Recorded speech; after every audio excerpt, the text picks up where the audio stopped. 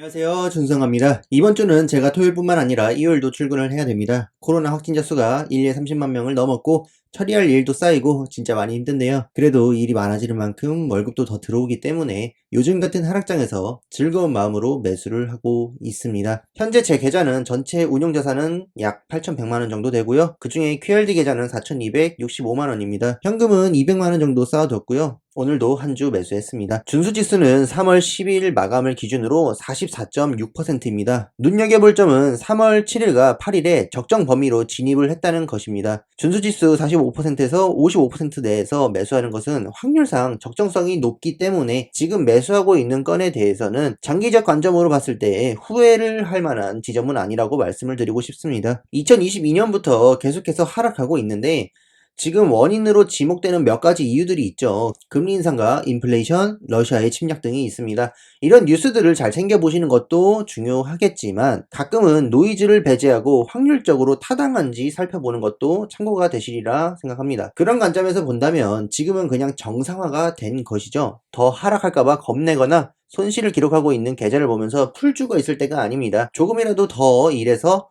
더 많이 돈을 모아서 자산을 늘려가야 할 때인 거죠. 레버리지 배율을 낮추고 매도하는 식으로 대응했다가는 맞을 때는 2배, 3배로 두드려 맞고 오를 때는 더 적게 버는 식으로 실패하게 됩니다. 정말 이번 하락장이 힘드시더라도 시작을 했다면 후퇴해서는 안 됩니다. 결심한 레버리지 배율을 지키시던가 배율을 높여야 하는 거죠. 물론 힘든 수준이 아니라 정말 자기 인생에서 버티는 게 무모하다 싶을 정도인 경우에는 반성이 필요하겠습니다. 레버리지 장기 투자는 QLD, TQQQ라는 종목으로만 생각하실 게 아니라 자신이 몇 배로 투자하고 있는지 그 배율을 생각해 보실 필요가 있습니다. 저도 2배를 넘는 것에 대해서는 신중하게 생각하고 있습니다. 자, 오늘도 간단히 시황을 정리해 드리려고 하는데요. 얼마 전에 제가 러시아 석유를 제재에서 제외하겠다는 미국의 결정을 전해드린 적이 있죠.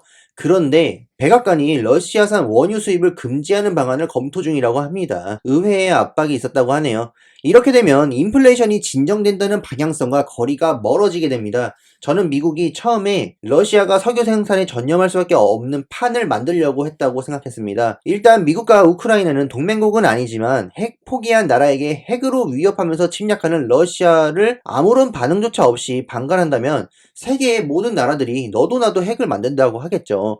국제 질서를 주도하고 있는 미국 입장에서는 어떤 제스처라도 보여주어야 했기 때문에 제재를 했다고 생각을 합니다. 그러면서 석유에 대해서는 제재하지 않는 것으로 인플레이션도 진정시키고 친환경 정책도 지키면서 국내의 불만을 외부로 돌릴 수 있다면 그것으로 만족했을 겁니다. 굳이 러시아를 더 자극해서 세계대전으로 확대시킬 필요는 없었던 거죠. 우크라이나가 얼마나 잘 싸울 것인지에 대해서는 그리고 독립에 대해서는 별로 기대가 없었다고 생각을 합니다. 그런데 지난 2월 25일 러시아에서 오늘 밤에 수도를 점령한다고 말을 했습니다. 실제로 러시아의 군사력도 세계 2위고 우크라이나는 25위입니다. 지형도 살펴보면요. 우크라이나는 뻥 뚫린 지형이라 순식간에 점령될 수도 있겠다는 생각이 들만하죠. 저도 하룻밤 사이에 점령하는 것은 아니더라도 우크라이나가 오래 버틸 수 없을 것이라고 생각을 했습니다. 하지만 아직도 러시아는 우크라이나의 수도를 점령하지 못하고 있습니다. 생각보다 진격이 느린 모습이죠. 속전속결로 끝날 줄 알았던 전쟁이 이런 식으로 길어지면 길어질수록 러시아의 손실도 커지게 될 겁니다. 이걸 기도하며 지켜보던 미국은 가만히 생각해보니 러시아가 생각보다 강하지 않다는 것을 느꼈을 겁니다. 그래서 러시아는 우크라이나의 나토 가입을 저지하는 목표만 달성할 수 있다면 다소 지나친 제재에도 러시아가 전쟁을 키우지 않을 것 같다는 판단이 든 거죠. 경제력이나 군사력의 실체를 보니 대규모의 장기전을 수행할 만한 여력이 없어 보였으니까요. 자, 그래서 의외로 잘 버텨주는 우크라이나에게 계속해서 지원이 들어옵니다. 절대 미군이 가는 건 아니고 돈을 주던 무기를 주던 해서 전쟁이 길어지게 만드는 거죠. 자, 안 그래도 연준에서는 3월에 금리를 25bp 인상하겠다는 의지를 보여주고 있습니다. 러시아와 우크라이나 전쟁으로 인해 신중하게 인상을 하는 거죠.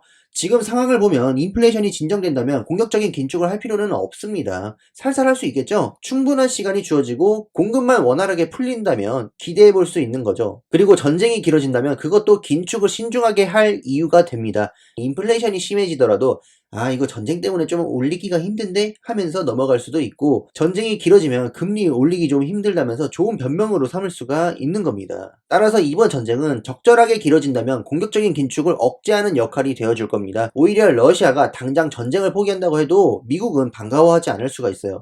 예를 들면 달 빼고 싶은 러시아가 휴전하겠다는데 오히려 본때를 보여주라면서 우크라이나를 부추길 수도 있는 겁니다. 아마 서방 세력들이 원하는 목표를 달성할 만한 기간은 채워야 전쟁이 끝날 것 같습니다. 그렇다면 그 원하는 목표가 무엇이냐? 처음에는 러시아 제재에서 석유만 제외하는 것을 보면 인플레이션 진정이 그들에게 가장 큰 목표였을 겁니다.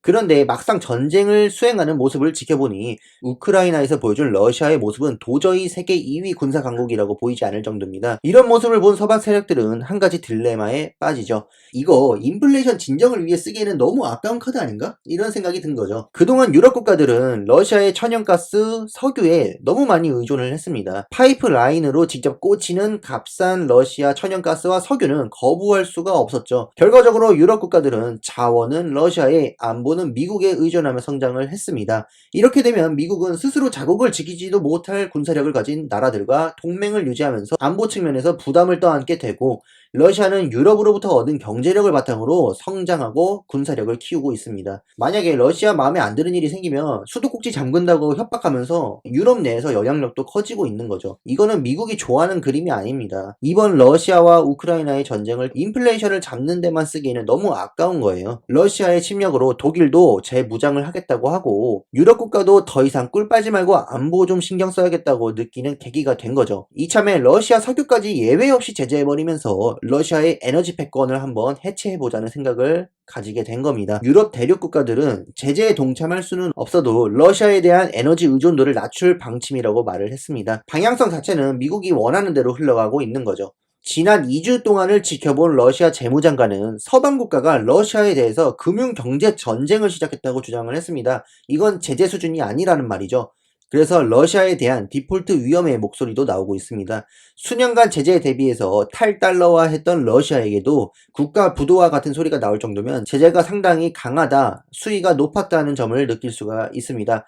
결국 미국은 러시아의 에너지 패권을 해체하려고 아예 강경한 방향으로 선회를 한 것 같습니다. 자, 이렇게 되면 유럽 대륙에서도 러시아를 대체할 만한 에너지 공급처를 찾아야 되거든요. 그 대안으로 지중해에 있는 이스라엘도 떠오르고 있습니다. 석유와 천연가스 매장량이 엄청 많거든요. 사우디아라비아 수준이라고 합니다. 그리고 답이 없으면 미국도 셰일 오일 다시 캘 수도 있는 거죠.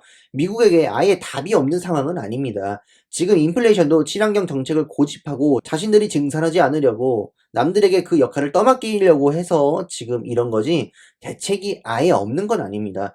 바이든 정부의 고집이 만들어낸 상황이기도 하죠. 아무튼 미국 내에서도 셰일 오일 다시 한번 주목이 되고 있는 상황입니다. 자, 이렇게 해서 오늘 영상 한번 요약해보자면 미국은 금리 인상을 신중하게 만드는 이 전쟁이 적절하게 길어지길 원할 겁니다. 우크라이나도 간접적으로 지원을 계속할 거예요.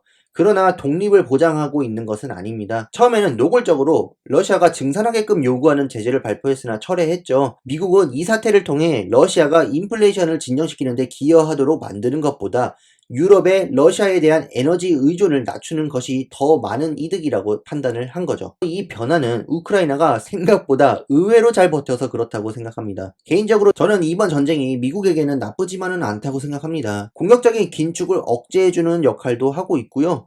정말 자연스럽게 줄어들 인플레이션이라면 진정을 기다릴 수 있는 시간을 조금이나마 더 벌었고요. 국내에 쌓여있던 불만도 외부로 표출시킬 수가 있었죠. 러시아라는 공공의 적을 만들었으니까요. 아마 인플레이션이 정말 답도 없이 악화가 된다면 미국이 직접 증산에 나서지 않을까 싶습니다. 물론 그것도 하루아침에 석유 업계가 돌아올 수는 없죠. 인플레이션 진정을 위해서도 증산을 위해서도 하락장이 지나가기 위해서도 시간이 필요합니다. 낙관적으로 보는 걸지도 모르겠는데 이번 전쟁이, 이번 위기가 높은 인플레이션으로부터 자유롭지 못한 공격적인 긴축을 조금 억제할 수만 있다면 뒤쪽에는 충분히 상승장이 있을 수도 있겠다라는 생각이 듭니다. 시장의 비관론이 정말 만연한데 그나마 낙관적인 점이 있다면 이런 점이 아닐까 하면서 시황을 정리해 봤습니다. 오늘도 끝까지 시청해 주셔서 감사합니다.